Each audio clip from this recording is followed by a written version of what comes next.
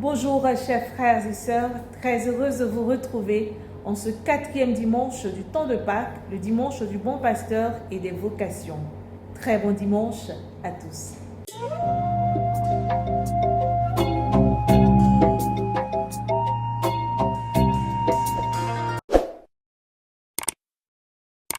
Les textes de ce dimanche nous donnent les caractéristiques du bon berger.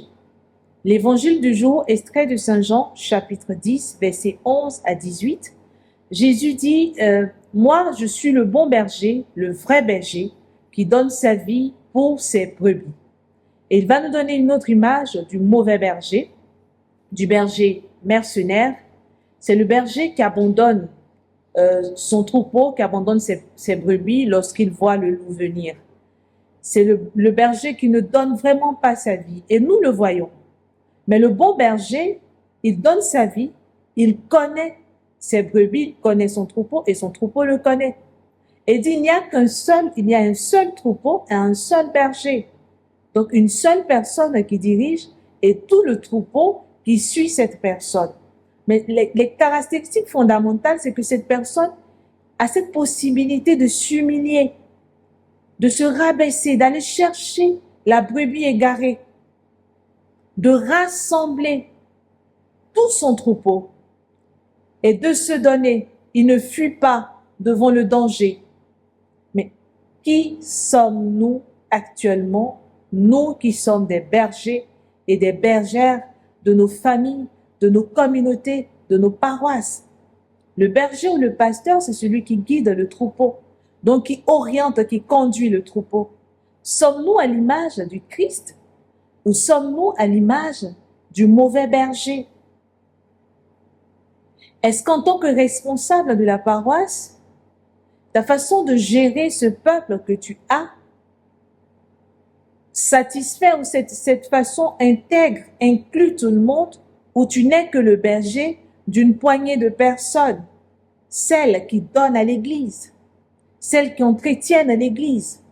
Ou est-ce que tu es un berger attentif à toutes ces personnes qui ne peuvent pas offrir à la dimension de ce que toi tu recherches?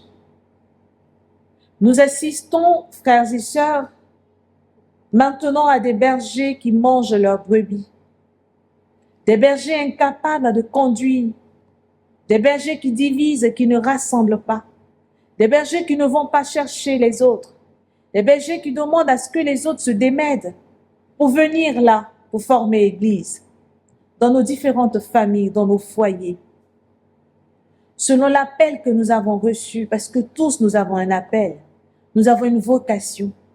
Si notre vocation c'est le mariage, alors nous sommes dans un foyer, nous avons des enfants, nous avons un époux.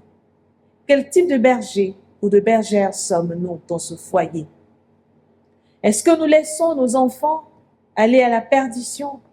Nous voyons beaucoup de choses maintenant qui se passent dans le monde et nous savons tous que la famille est le socle, la base de toute une société équilibrée. Mais si déjà nos enfants sont déséquilibrés ou nos familles sont déséquilibrées, la société ne peut pas être équilibrée. Sommes-nous des bergers ou des bergères qui abandonnent, qui isolent leurs enfants ou qui conduisent leurs enfants à la perdition? Nous le voyons un peu partout, chacun a sa part à jouer. Nous critiquons, mais c'est nous qui mettons ce qu'il ne faut pas à nos enfants. Des enfants de 2 ans, de 3 ans, de 4 ans, qui ont des mèches, qui ont des teintures sur les cheveux. Quel type de berger ou de bergère sommes-nous? Ou qui ont des affaires dénudées. Quel type de berger ou de bergère sommes-nous? Dans nos différentes communautés, responsables ou pas, nous luttons pour une place éphémère. Nous voulons nous accaparer des choses et pourtant non, lui c'est le berger qui donne sa vie. Et si nous connaissons la voie du Père, il va sans dire que nous devons être ou nous devons marcher comme le Père a marché, lui le bon berger. Et pour comprendre ce bon berger, pour l'imiter, allons dans la première lecture. Que fait Saint Pierre? Rempli du Saint-Esprit, Saint Pierre va expliquer parce qu'ils sont venus lui demander puisqu'il a guéri un infirme. Saint Pierre épouse là les qualités du bon berger en faisant le bien d'abord, par la guérison de cet infirme. Là, nous voyons que le bon berger ou celui qui épouse ces caractéristiques, c'est celui qui a cette possibilité de faire du bien, de guérir, de consoler, de réunir, d'apaiser. Et Saint Paul le fait. Et le deuxième caractère ici de Saint Paul qui me touche, Saint Paul va dire que c'est celui que vous avez rejeté. C'est au nom de celui que vous avez rejeté. La pierre qu'ont rejetée les bâtisseurs est devenue la pierre d'angle. C'est en son nom que nous serons sauvés. Et pas un autre nom, au nom de Jésus seul. Il pouvait dire, c'est en mon nom, puisque j'ai marché avec lui. Certes, il est mort, il est ressuscité, mais c'est en mon nom que je guéris cet infirme.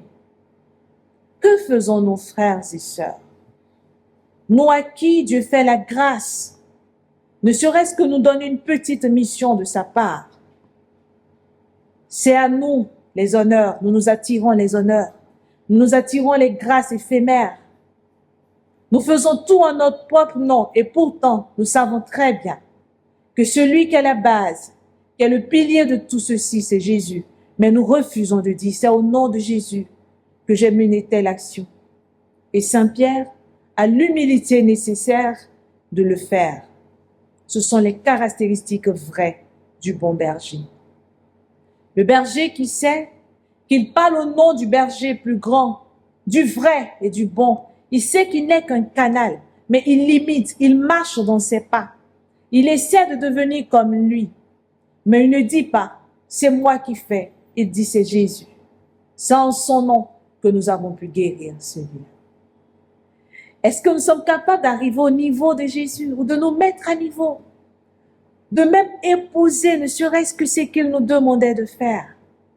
Tous nous le connaissons. Lui-même, il le dit. Mes brebis connaissent ma voix. Mais cette connaissance de la voix de Jésus imparte quelle vie? Cette connaissance porte quel fruit? Où sommes-nous devenus des brebis, des bergers mercenaires? Il y en a dans nos assemblées, jusqu'à la tête même de nos églises. Il y a des bergers mercenaires. Alors, si nous nous laissons transformer par ces caractéristiques, nous sommes transformés par le bon berger, par les caractéristiques que nous donne le bon berger aujourd'hui, ce que nous serons sera manifesté.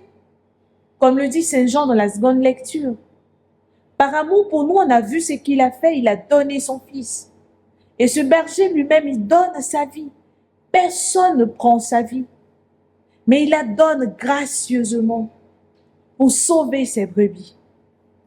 Frères et sœurs, quel que soit l'appel que nous avons, quelle que soit la vocation que nous épousons, nous sommes tous appelés à être de vrais bergers. Nous sommes tous appelés à être de bons bergers. Nous n'épousons pas cette vocation parce que nous voulons simplement nous faire voir. Nous n'épousons pas cette vocation parce que nous voulons simplement satisfaire à un désir. Mais nous choisissons cette voie parce que nous savons que c'est celle-ci qui nous rapprochera de Dieu. C'est celle-ci qui nous permettra non seulement communiquer la proximité de Dieu aux autres et nous communiquer cette proximité. Demandons la grâce ce dimanche. La grâce de faire de nous de vrais bergers. Des bergers qui n'œuvrent pas pour la perdition du troupeau, mais les bergers qui œuvrent pour l'unification, qui œuvrent pour une bonne conduite, qui œuvrent pour une bonne vie, pour l'équilibre de leur société, de leur église.